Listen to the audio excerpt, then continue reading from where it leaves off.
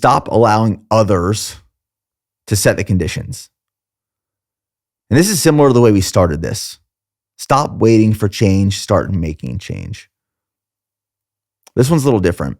So here's a story to paint a picture for what this means. Stop allowing others to set the conditions.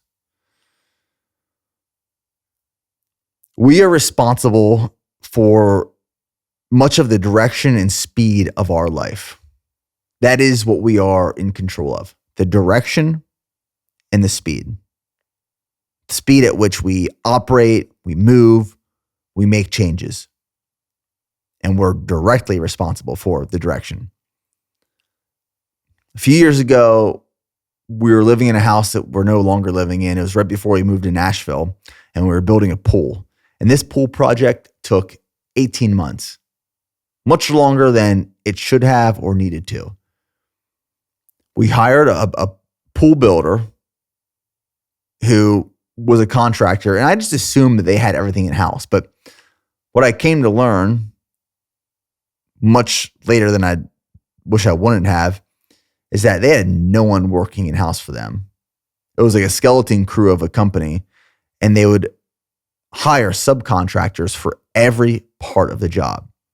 So the reason this pool project took 18 months is because, well, first, this company that we hired would reach out to the subcontractor to do the first part of the job. And we were waiting on their timeline. So if they had 4 other projects in the queue, they couldn't get started for 3 weeks. Nothing was getting done for 3 weeks. And then they go do their part of the job. And then once that was done, the company would go hire a new set of subcontractors to do the next part of the job. But they had 8 pools in the queue, and they couldn't start for another 6 weeks. So the pool would sit with no one working on it for 6 weeks, and then the next crew would come out and get started. And so on and so forth for 18 months until this pool was completed.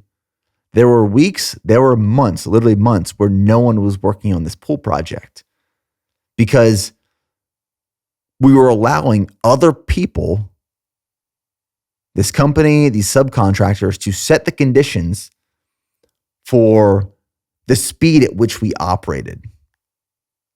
And as long as you do this, you are not in control. You are not in the driver's seat. That is living your life as if you were an Uber passenger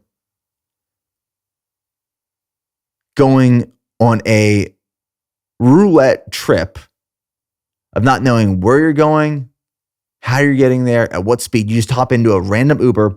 Say you're leaving a concert one night. You hop in a random Uber. It wasn't your Uber, just some random Uber of some other random person trying to get home from this concert. You just hop in. You don't know where you're going.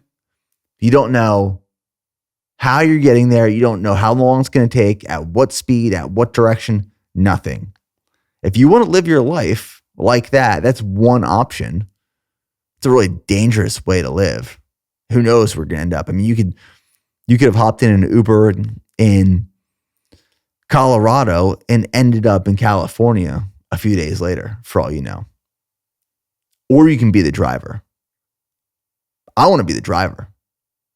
I want to set the conditions. I want to control the direction and the speed as much as possible. When you allow others to set the conditions, you can't do X until they do Y. It's going to take a long time. And sometimes by the time you get there, the direction is so off course because you've had to make sacrifices along the way based off of changes in speed that it's so far off from what you expected or assumed it was going to be that it wasn't worth it. But if you're going to be the driver, a driver requires direction. A driver requires competency and skills. A driver requires tools and resources. A driver requires motivation to get from point A to point B. And a driver requires a timeline. Put yourself in the driver's seat control the speed and the direction, and stop allowing others to set the conditions for what you achieve and accomplish and when.